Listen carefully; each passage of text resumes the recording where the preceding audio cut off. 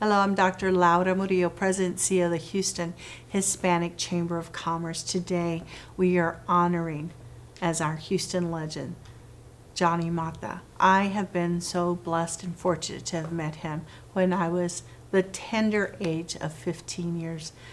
I was an intern at his office in the East End at the Latino Learning Center, where I would translate some of the press releases that he was putting together, because he was always advocating for our community. And he gave me my first big break there in his office, and I followed him around to press conferences, and I learned so much under his leadership. And I'm forever thankful, not just what he has done for me personally, but for our community. He's made Houston better.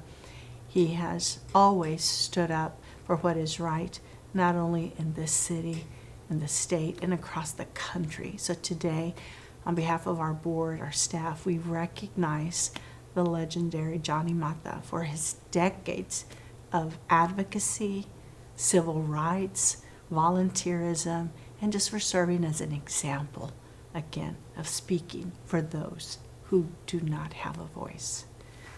Johnny Mata, thank you so much for being here. Thank you, and I always have said I've been very proud of you, what you made of your future, your career, and that's very rewarding.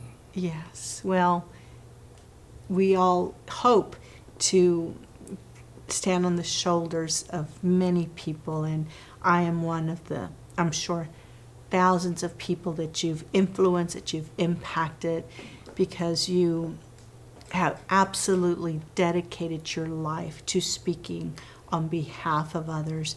And even today, as we sit here, as we see a lot of unrest in our country, there's the hope that there are good people like yourselves and others that want to do the right thing, that are collaborating not only with the Hispanic community, but the non-Hispanics, so that Houston continues to be a safe place for everyone. So this is part of the reason that we're recognizing you today, Johnny, is for your efforts, your leadership, and that you know that you have absolutely left Houston a better place. And partly, it's almost sad also that we're still having a lot of the same conversations that you had decades ago. Yes. So as you sit here and you think of all of the things that you have been involved with, is there one particular thing, Johnny, in your mind that still brings great joy to you today, that you've done over the course of your career? Well, I have concentrated doing the Jose Campos Torres. I remember coming from Freeport, and there was a disorder at Moody Park. And I was waiting at home to be called by the police and be picked up to be taken to Moody Park to try to be to help quieten the crowd. And that incident, and today there's a park named after Jose Campos Torres. There were some official apologies to the family and the recognition. But from that day forward on, we met with several police departments to discuss. I chaired the Mexican American group. Judon Boney chaired the Afro-American group. And then there was the police chiefs. There were several. We met with the chiefs. And what we did is that we discussed versus what was law and what the community and coalescing could do to help reduce tension in policies within the police department. And that in itself just was one of so many things that we worked. And the police chief, myself, and our team, we were on a first name basis. You know, And there are a lot of good police officers, and there are some that are not as good. And so the thing that when you're able to impact, the grand jury system was another, and I could go on and on. I remember the rape cases that were very controversial at HPD, and through our, we would meet with the police chief and all of that, and we were able to get them out and change the system so that there wouldn't be so much crisis and uproar. So that in itself, I could go on about so many things. Sometimes I forget. People remind me, do you remember this? Do you remember that? You helped us do this. I said, well, I'm glad I did. And you still do. And you still do. So a lot of people in this great city recognize you and have seen you holding press conference, speaking at City Hall, the county, on site, on so many topics. As you said, you probably can't remember because it's been decades of the work that you've done, but they might not know Johnny Mata. Mm-hmm. So where were you born? And I want to know who you were as a little boy, because I'm curious. I was born in Wharton County, and I was, my mother died when I was very young, and my dad and my sisters and brothers, we, I remember then growing up and going to school, selling newspapers at a very early age, and to earn money to actually almost support myself because my dad was up in age. And so going through the ranks, I would work and go to school, Jackson Junior High, Austin High School. And many people think that I went to law school. I never have. I completed school in the military when I was in Germany. And I went to communication school, armor communication school, came back and worked for the community action program, was a EO officer, was training manager, and on and on and on. And that in itself, it was called the anti-poverty program. So I saw so many success stories, and now it seems that a lot of those, the 1964 Civil Rights Act, a lot of that is being rolled back. People are worried, and then you have to give them hope because there are cycles. Mm-hmm. And of course you have to have a lot of faith. One thing that I can't forget, when I was at Jackson Junior High, I'm not that big, but this guy named, a young man that was picking on an Anglo guy, and he was short and squatty, and I didn't think I made a mistake, but I said, why don't you leave him alone? And then he dragged back, hit me and knocked me on I almost passed out, and he got real scared.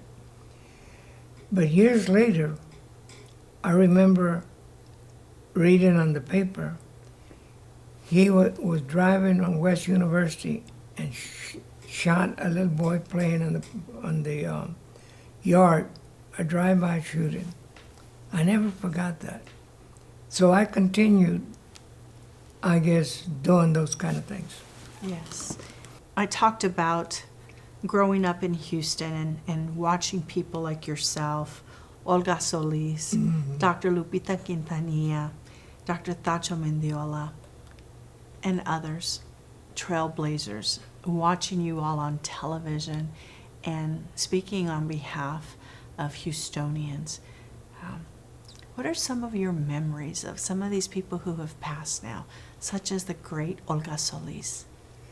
Well, there's another young lady named Sylvia Gonzalez, and yes. She and Olga were very close. Correct. Her daughter is now in the trenches. Yes. I tell you what, there were so progressive then, and they influenced a lot of people. They're definitely missed, especially today. But they had made so many sacrifices at home and others to be able to, not only that financially, and to help pave the way for a lot of other people. Scholarships, Yes. you name it. So they weren't pioneers, they were doers after some of our older predecessors that formulated LULAC, but they kept the things going and progress going. Yes, and that we still have that next generation, as you mentioned, of individuals who are stepping up to continue to be advocates across this great country. I absolutely want to ask you, given all of the things that you've been involved, what you hope will be your legacy. I have told very few people this. We have, I envision and work on having a major building for house a lot of these groups, especially the smaller groups that cannot afford it, have offices, meeting rooms, also production rooms for what we're doing right now, legal clinics, and formulate educational that the universities and the schools don't get to educate the general public on the day-to-day operations, on their rights, and the need on voter registration, voter participation. That's still on the drawing board. And I envision that someday it'll happen. Yes. Well, we hope so, and certainly your fingerprints will be all over that. Having given, again, as you mentioned, so much of your time, you've sacrificed so much so that we can be here today as we've been telling the stories of great leaders such as yourself. And this is why the Houston Hispanic Chamber of Commerce, our board and staff, wanted to recognize you as one of our Houston legends. Johnny Mata, thank you. Thank you, and keep up. You're the window of the world. And the channel, I like to take the channel because this is the best promotional for others to get motivated and help others. Yes. I think this is, there's no secret of what needs to be done, but we need to showcase it, not because of me, but others, and to show people how to get through their crisis. Correct. So on behalf of the Houston Hispanic Chamber of Commerce, we thank you for joining us on this historic day as we sit here with none other than Johnny Mata, a true Houston legend who has done so much to make sure that Houston and our country is a better place, and that he has planted seeds throughout this country with young leaders and others who can continue in his footsteps so that we can all live in a great country where all of us have equal footing. So thank you for joining us. Thank you for watching, and our thanks to all of the team that have helped us put this program together, including our friends at KHOU 11 and AUDACY. Have a great day. Hello, I'm Dr. Laura Murillo, President and CEO of the Houston Hispanic Chamber of Commerce. Today we're recognizing another Houston legend. He's a dear friend and also represents the University of Houston as part of that Phi Slamma Jamma team, and we'll talk about that. He is the Honorary Consul General of the Bahamas. He's here today, and that is none other than Lyndon Rose. Yes. Thank you, and congratulations. Thank you for having me. Oh, my goodness, I'm honored. But when you said legends, and I've seen the list, Tillman Fertitta and all the brave ones, Paul Murphy, my good friends. Yes. someone must have canceled because you included me. No, Lyndon, I've had the Just great kidding. pleasure of getting to know you on our roles, thanks to the city and the county represented elected officials that have put us on the board of the Houston-Harris County Sports Authority, and so much more. But you've got a long history of firsts in this great city, but also as a family man. I think that's probably, of all the things and all the accolades, and we're going to talk about them, but you take care of the roses. And we've got baby Rose here, Yes. granddaughter, on Yes. your socks. Yes. So you're always representing the roses. And when I Yes. traveled with you to the Bahamas, I went from Laura Murillo to Laura Rose because everybody knows you guys there. But we can't take people for granted. And that's what this show is about, is saying thank you to Houston legends who have made an impact in this great city. And you've done that in so many ways. Thank you. And people don't really know. They Thank don't you. know. They know you from the Phi Slamma Jamma days. They see you in political circles. They see you at events. But they don't know that you're a very spiritual man. Well, that's what I want to be known for more than anything else. Basketball's been great. It gave me a platform. Yeah. God has blessed me with tremendous amount of talent and abilities. But when you talk about my faith and how does all of this happen, it's simple. It's a scripture in Matthew 6:33, which says, "Seek ye first his kingdom and his righteousness, and all these things will be added unto you." Paraphrases, seek the Lord and your blessings come. Yes. I'm blessed to be a blessing, and more importantly, is so many people have poured into me that I'm overflow, and all of that blessings is passed on to others because it came through me, and I'm honored. If I don't want to be known for, I love being recognized as a basketball player. I love being recognized as honorary consul general, the Bahamas, Commonwealth of the Bahamas, and a lot of other things. But when it comes to a man of faith, family, freedom, that's where I want to wave my flag. Well, and it's been wonderful getting to know that part of you. Thank you. Not everyone does it because so many of us see each other for 20 seconds at a time. Yes.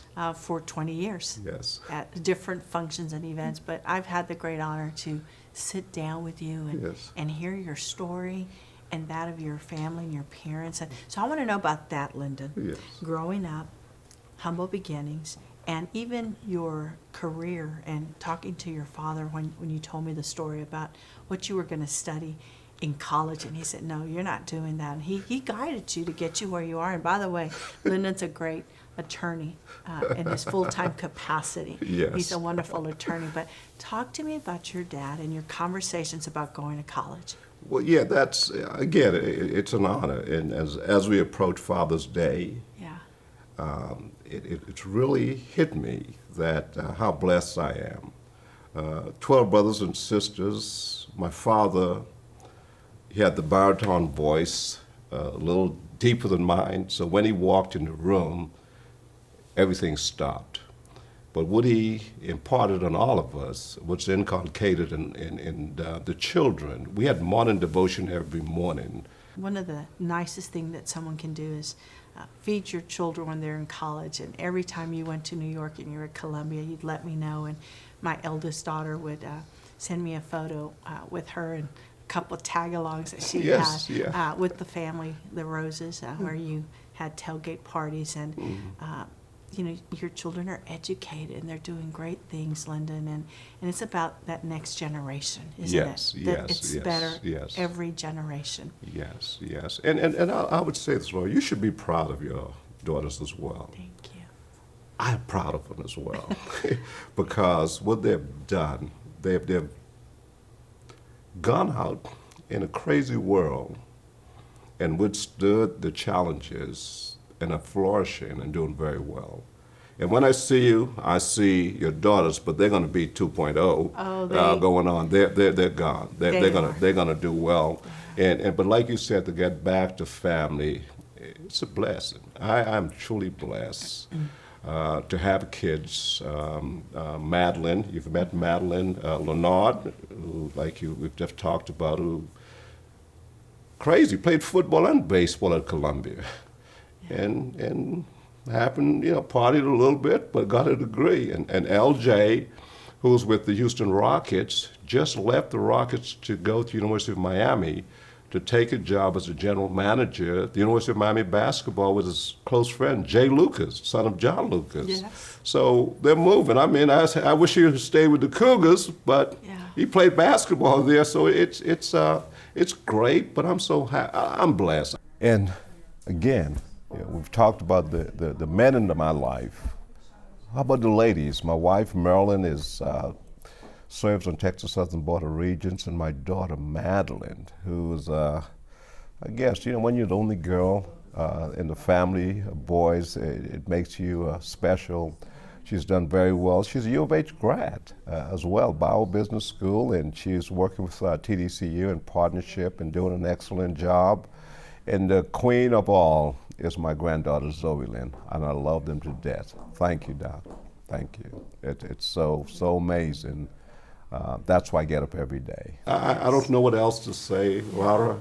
I am truly blessed, man. I can just jump and probably can dunk a basketball right now. I'm so blessed. And we're blessed to have you in Houston, and so many great people. And you've been recognized for a litany of things for your great works. But if there was one or two things that really still stay in your heart as accolade that you've received that is particularly important, is there one you'd like to share? For where we are today, I received an award. It's called the Arrival Award from the University of Houston Immigration Department. Yeah. And it recognized immigrants who's made a difference in the state of Texas. Mm-hmm. There were immigrants like Harry G., yes, Cotton Kwan, Sophia Androgi, and on and on. And I just look now as where we are and what's going on in society. It's hard because also I'm the vice dean of the consular corps. There are always 90 plus countries represented here. So I have to listen to the stories. And it's difficult because if I'm one that can make a difference as an immigrant in America, there are many others who may not have been recognized, who've made great impacts. And so when you kind of look at what's going on, you have to step back and say, wow, could have been me. Yes, but for the grace of God. But for the grace of God. Yes. But I just want to stand on that. We have to stand up and share it. I'm an immigrant, a proud immigrant. Yes. And you can say, you can color code it however it is, but we all, if you're in faith like I am, we're all just passing through. We're all foreigners. My ultimate home is heaven. Yeah. So I can, so when all this stuff with the border and all this other stuff, I just try to step back and thank God for how He's blessed me. And I pray that those individuals who's living in the shadow, a lot of them, difficulties, families, I pray to God that there would be a way that we can all come together with dignity, humanity, respect, and understand that we're all foreigners. Hey, this is not our home. If this is ultimate home, you can have it. I got something big and better I'm hoping for. So I just know that's something that I've looked at everything else. I can put trophies and stuff I got, I didn't receive, but I would share this with you.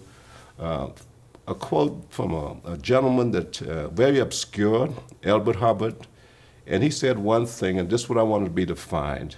He said, God is not going to judge us by accolades, diplomas, and all the awards. He's going to judge us by the scars in our hands.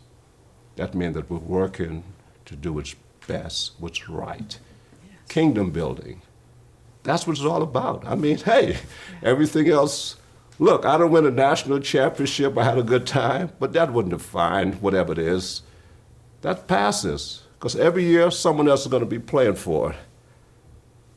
But when you have the faith and you can impact lives and stand up like I'm saying now about a lot of good, hard-working immigrants are being impacted, their families. Because if you touch my family, good, bad, or indifference, you also touch me, you impact me as well. And so we're standing here. So I just pray that there's some resolution. I just pray that we can find a way. And good always prevails over evil. Yes. So I think goodness is on the way. I strongly believe that. It may not come tomorrow, but it'll come. I believe that there are enough good people Yes. who are smart, who can collaborate to do the right thing, and that Yes. this country is built on the backs Yes. of people who often are the voiceless. And it will Yes. take great leaders such as you and others so that we can come to a solution. So as we wrap up the interview, it sounds like you've already talked about your legacy.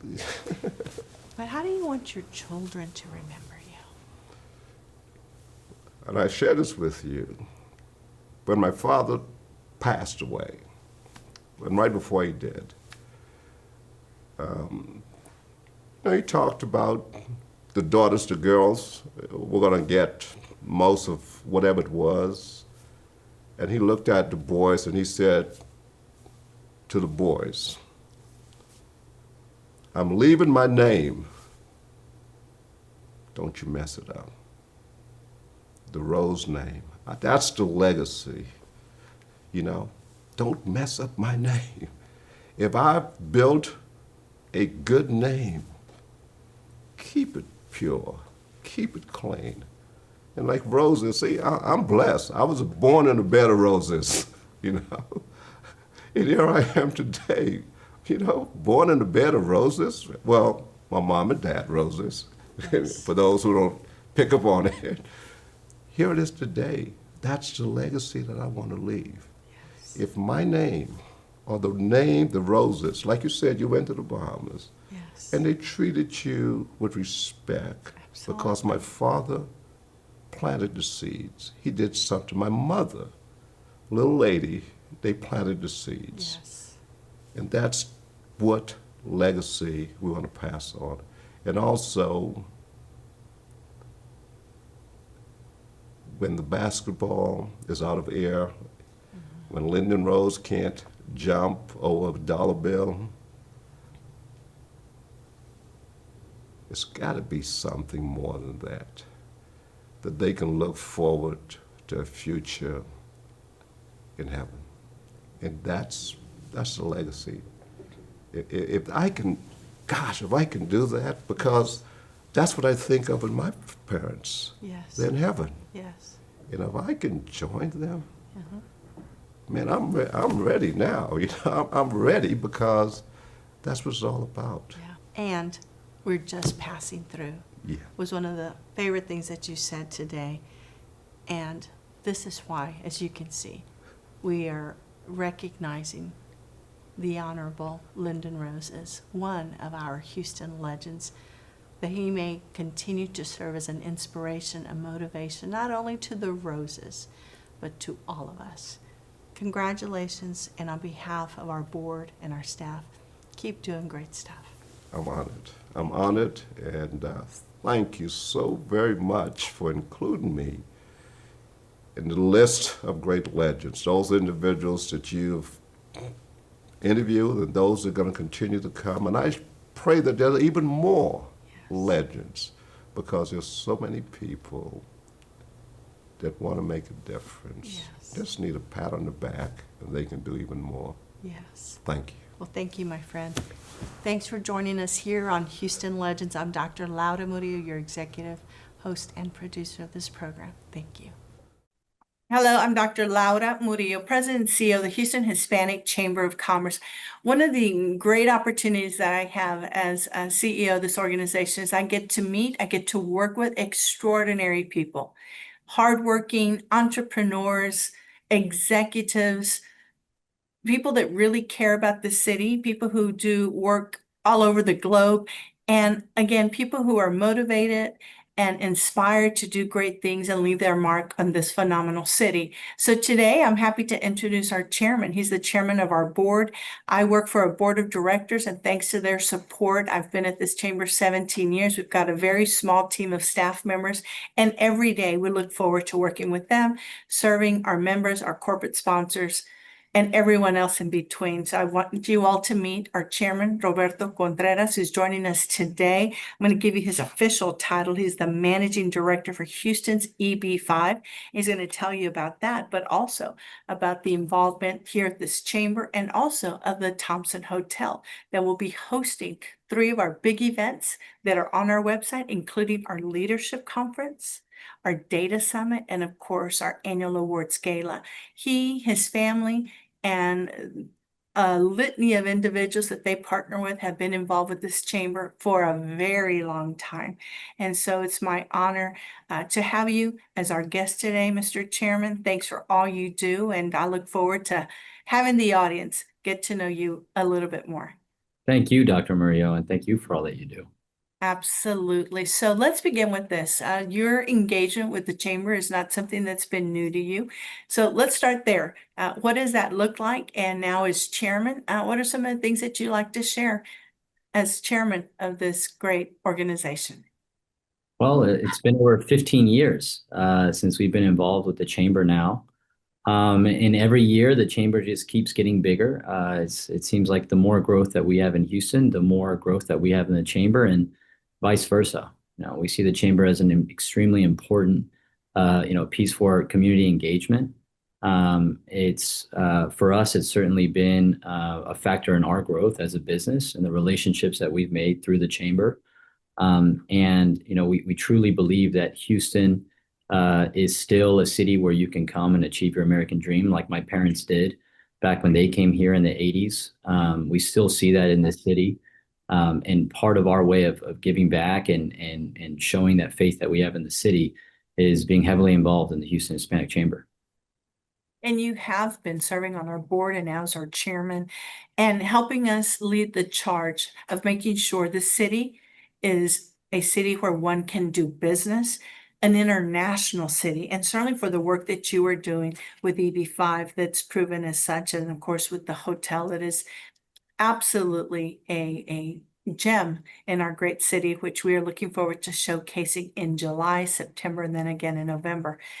Tell us about EB5, what that is, and what that does for this economy and jobs. Sure. Well, it's a federal program. It started in 1990. Interestingly enough, that's actually how my parents were ultimately able to stay and gain permanent residency, was through an EB5 investment. At that time, it was in a stone fabrication facility. In order to get the green card through the EB5 program, it requires creating jobs, so making an at-risk investment and creating jobs. In this case, for my parents, it was starting a stone fabrication facility. 10 jobs ended up becoming 1,200 jobs in over 30 fabrication facilities around the country.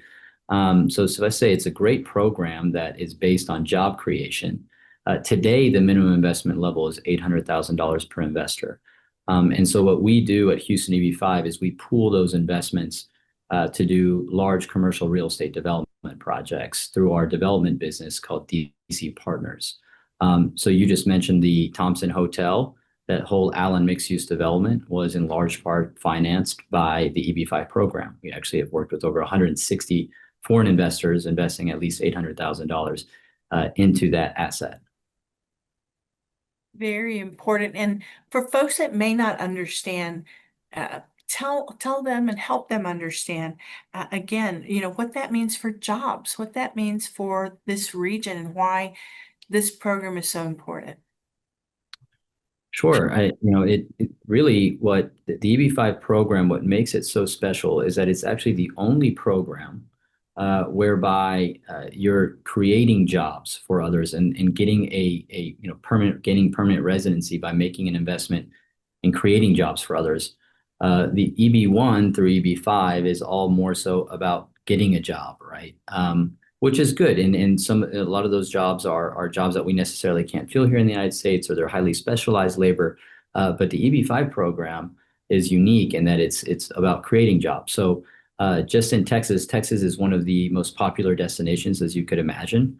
for foreign investment in general, just given the economic growth. And we're certainly, I would say, a top two regional center here in Texas that is, a licensed business that we're licensed to fundraise EB5 and, pool those funds and deploy them into projects for job creation purposes.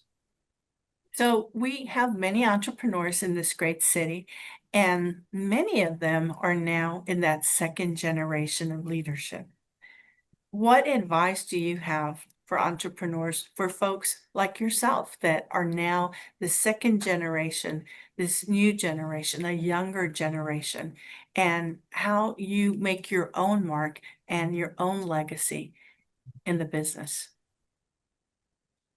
Yeah, I think it's definitely challenging at first to find that balance between being patient and being respectful, but also sort of finding your own way and finding how you can maybe complement the other family members that have been in the business for longer.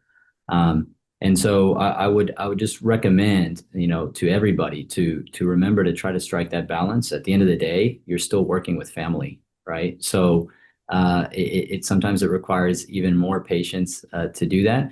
But also, you have to have a lot of respect for the work that has been done before you. And so part of respecting that is continuing to be patient, but part of respecting that is also making your presence felt. And when you do feel passionate about something and when you do know something to be true, it's really kind of stepping up. I think at the end of the day, that's what the generation above us wants to see us do, is they want to see us step up. And they want to see us kind of become our own person. So just, don't forget to balance those two things and everything will be good. Well, and also knowing that these are different times, right, than when that first generation started a business.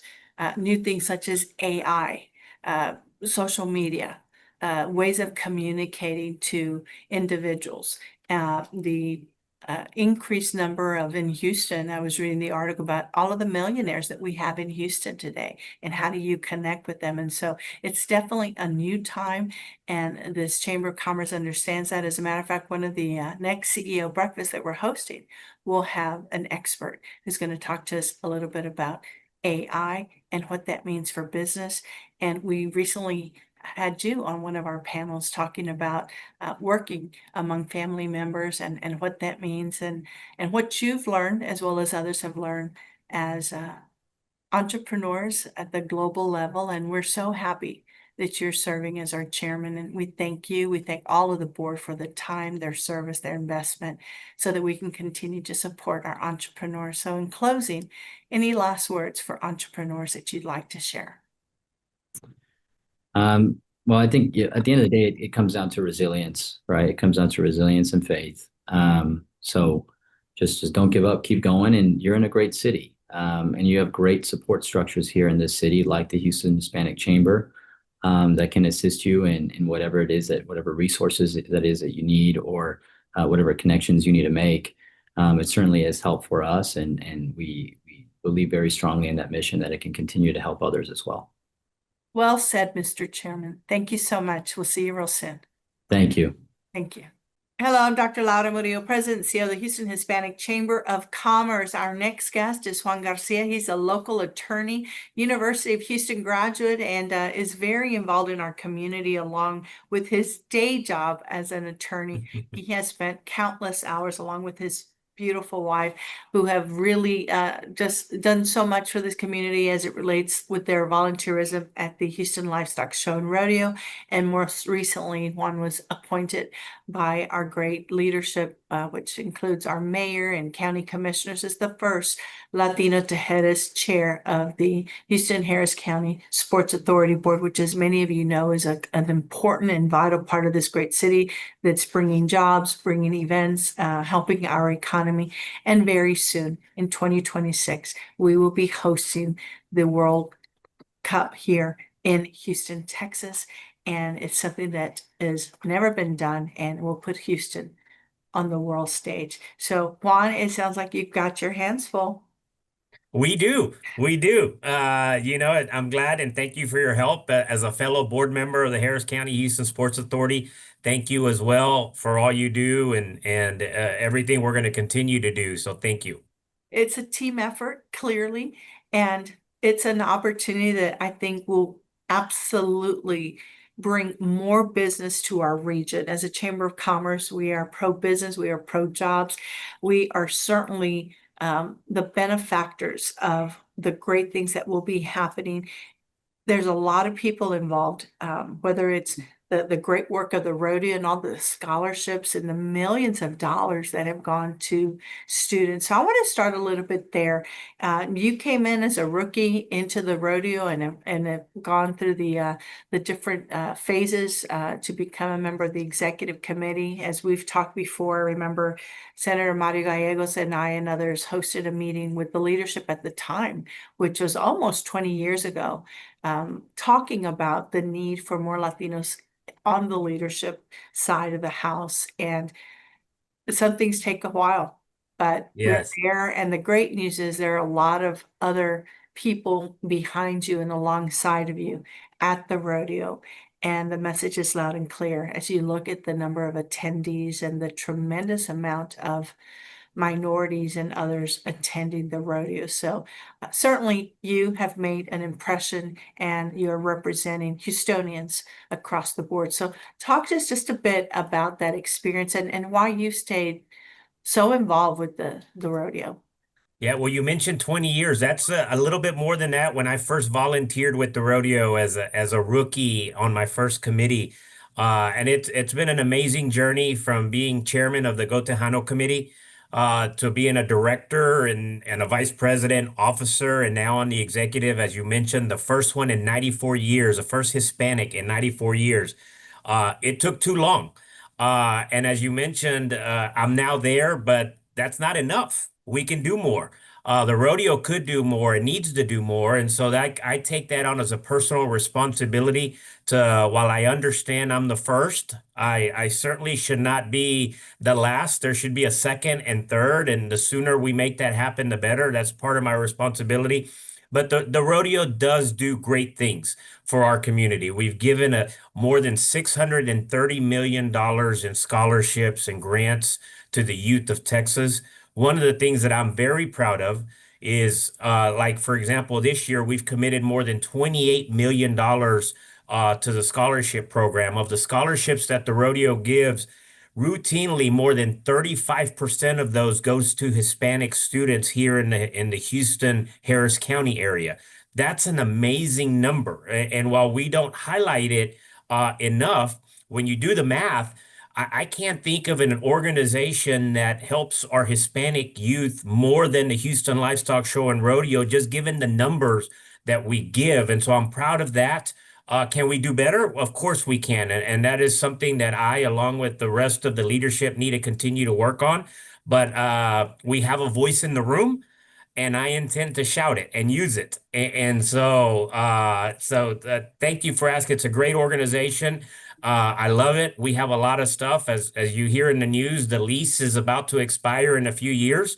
So we are working with the county and the Texans to make sure we're here for the next 3 or 4 generations to come and to continue to do the great things that the rodeo does. Absolutely. And it's incredible that every year more and more records are broken.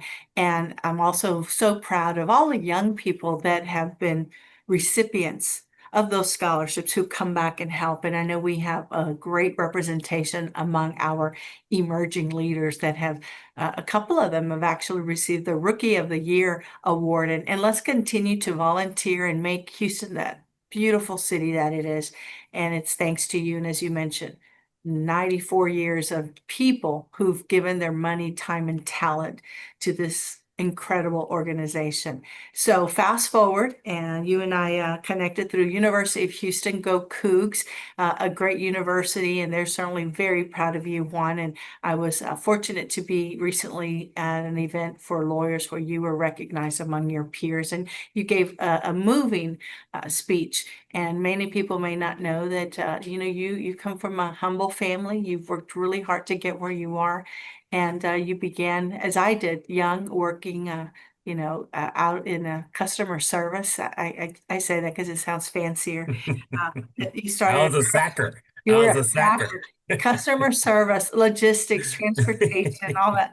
But we're proud of you, Juan, is the point of it. And it's important for young people to see someone who looks like them that is, you know, in both of these entities. And so as we look at the excitement around the World Cup, which is now 1 year away, you're at the helm of the Sports Authority where our mayor, county commissioners, and others are very vested in making sure that it kicks off safely with so many logistics that need to be into place.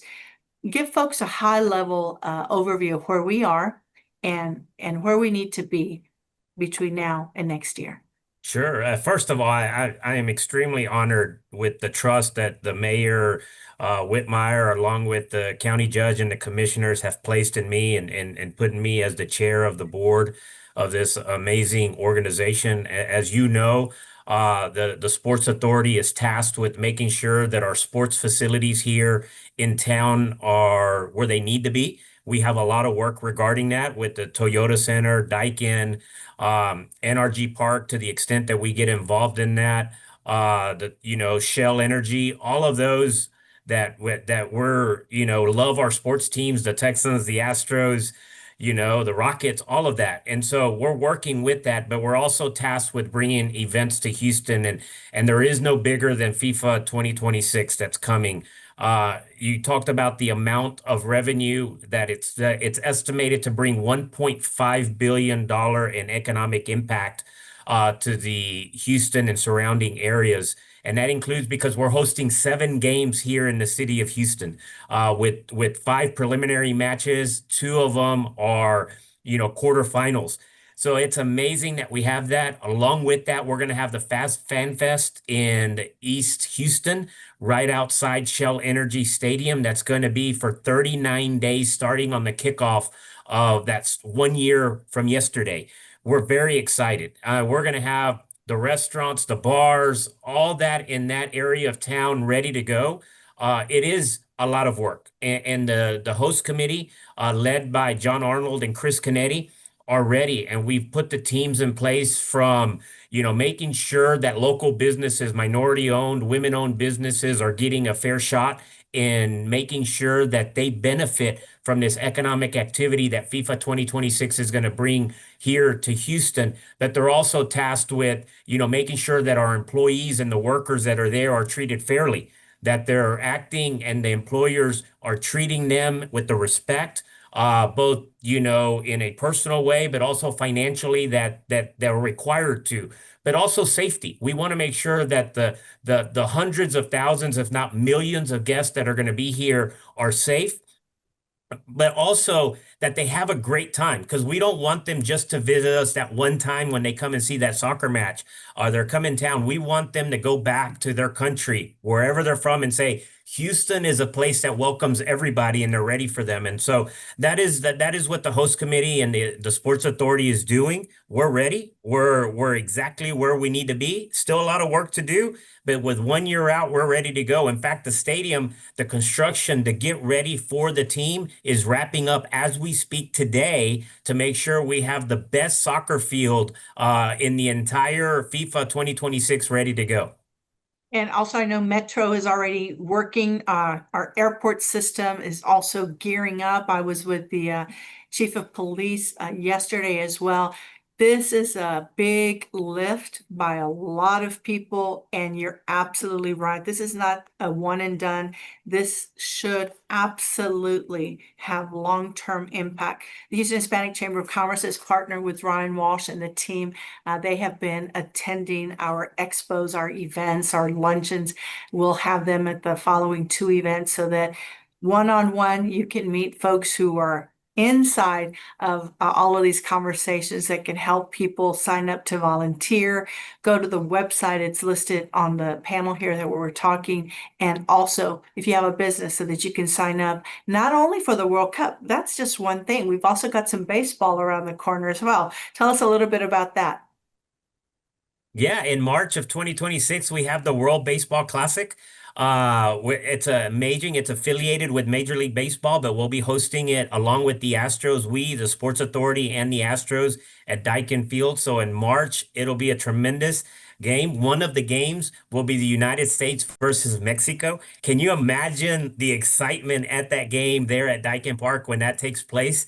And so we have not hosted that in a long time, and Miami's kind of been the place to be. But we want Houston to base the place to be in the future for these events and even the finals. But it'll be a week-long tournament here, and again, something that brings a lot of people right around rodeo time. So the city of Houston's already going to be, hopping with, as you know, when it's rodeo time, it's the best time of the season here in Houston, come rodeo. But we're also going to be added the baseball classic here during that same time period. And then just from a few months from then will be the start of FIFA 2026 Houston. It's exciting times. Get ready, Houston, and get ready to make sure that you've registered to volunteer, to look at business opportunities. Mr. Chairman, this is such an exciting time, and I still recall 2018 when we were at the Greater Houston Partnership Tower and they announced Houston as one of the cities. And the excitement was only matched by yesterday here in our great city with the 1 year way celebration. And so to the staff of the Sports Authority, those who have been there, still there, the decades of work that it's taken to get the Sports Authority where it is, and specifically our mayor, John Whitmire, who wrote the legislation and advocated for all of this. We are the benefactors of being in a place where great things can happen, and a young man who sacked groceries can sit at the helm of two of our most important institutions. Thank you and congratulations. Thank you very much. And you bring that up, the vision that he had, Mayor Whitmire had long ago, and to where it is now today. It is amazing. A lot credit to him, along with many other civic leaders and leaders in the community that helped get the authority to where it is. And again, thank you as well for your service on the board and everything else that you do here in our city, and to help our not just the Hispanic community, but all of us get to where we've been. So thank you very much. You've got it. Thank you so much, and we'll see you real soon. Thank you.